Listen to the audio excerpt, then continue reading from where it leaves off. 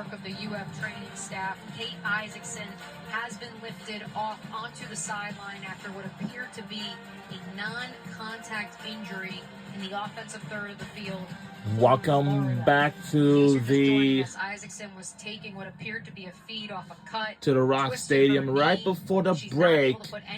We had an injury. Keep you posted on what we hear on Isaacson's status. And when they got her up off the ground, she started to walk off on one leg and some help, and then they decided to just carry her on off, keep the pressure off both legs as much as possible. And we absolutely wish Kate very well as we get ready for this free position. Yeah, you saw her captain, Georgia Hoy, I've never seen anything like that before. I hope one of our teammates will be okay. We hope we don't see another injury, but this is the first injury that we have never saw. For Isaacson. Her Gators are in business with a little less than 9 minutes remaining in this one. A 10-goal advantage. Running clock is in effect. Another there almost on the doorstep from one Jordan Basso, already with 5 to her name. Clark Hamilton also a multi-goal performance this afternoon. And now Hamilton draws another shooting space violation, and she will have another free position shot.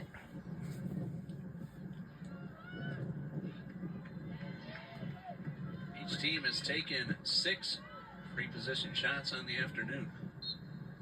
Hamilton with the left this time, sails it wide to the left. It'll stay here with the Gators. Florida works it inside, dumping it into the near corner. Along that near post, it's Ava Tide. And it's a shot scores. Yep. Shot score. And we had taken in the lead by 11. Along with 4 assists, and Tide just continuing what the Gators have done all day, getting someone open a little bit outside the crease, and a good turn and a fire. And goal number 16 on the board for the Gators. Great ball movement once more from Mandy O'Leary's team. You know, what's funny, Ray, is she said after they go out to California, they defeat UC Davis 16-10, and Mandy O'Leary, of course, the only coach in Florida's history, says to her team that she still needed to see more out of the offense. 16 goals, pretty gaudy number, but she needed to see consistency from wire to wire. Outside of the opening 6 minutes of this one, the offense has been consistent at Rock Stadium. They had a great trip out to California. A total of 37 goals in 2 games, a 21-9 win over San Diego State. They're tied with Colorado at the top of the conference, 2 wins, no losses each. Dolphins, 3 wins, no losses in Atlantic Sun play, tied with Liberty in conference play to finish out the season. Dolphins trying to get some of that momentum back as they await Queens on Saturday. Yeah, JU will be right back here at Rock Stadium in a little less than 72 hours. Meanwhile, Florida will be boarding a plane for Boulder, Colorado tomorrow. Of note, Isaacson is still sitting on the sidelines. She has a couple other teammates who have come to check in on her. As we continue to keep you updated on Kate Isaacson, the sophomore from Florida who suffered what appeared to be a pretty gruesome injury here in this 4th quarter. 11-goal lead for the visitors as Florida content to work that shot clock now at 50 seconds.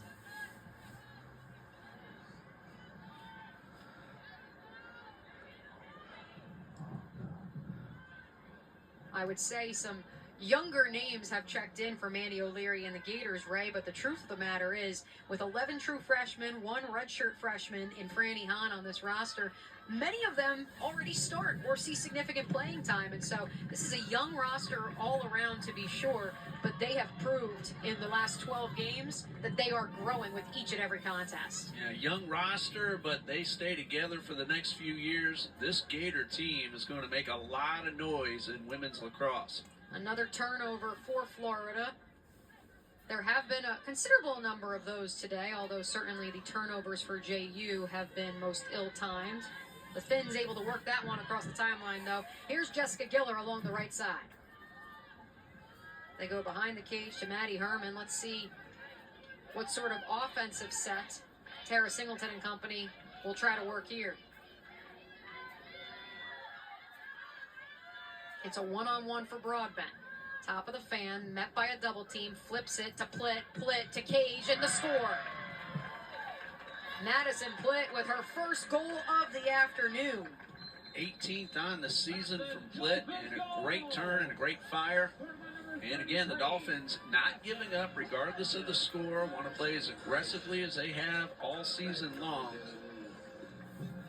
as they get ready for finishing the season in conference. Second straight game with a score for the senior out of Eldersburg, Maryland. Tara Singleton calls a timeout. Will reset a 10-goal advantage for Florida with under 5 minutes to go in this ball game. Madison Plitt, the third leading scorer for JU, who continues to fight despite the double-digit deficit. Let's take a look at some of the other stats from today's contest. Again, clear percentage is certainly a source of pride for Mandy O'Leary and her team, number 2 in the country. But to JU's credit, they did force one missed clear. They're 13 of 13 of their own. The Florida transition game, though, Ray, has been from wire to wire, lights out. Again, 26-16 shot advantage, 21-14 on target. Ground ball advantage, 13-9. I do think that Brooklyn Hodgson, even with the score as it is, cobbled together a pretty nice game, though, in cage for the Fins. Yeah, she regrouped, especially in the second half. The Dolphins held on to the ball a lot better throughout the second half. They had 9 turnovers at the intermission, only 5 so far. We still have 5 minutes left to play roughly in the ball game, and the Dolphins looking a lot better in this second half. They have won the draw control 15-10 overall. But the Gators, though, you're looking at a top 5 team that's been in that high ranking the entire season with such a young team. And they are really looking good as they head into their bulk of the rest of the season in conference play as well. Again, they rotate who takes the draw for the Gators. It will once again be Callie Bishop, the junior out of New Hampshire, squaring off with Abby Moran. Certainly a bright spot for the Fins as she corrals another and has another victory on the draw.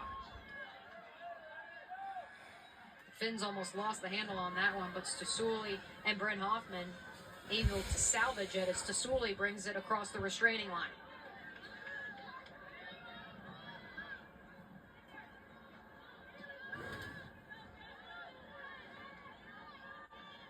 Under 5 minutes to play here in this final quarter of action.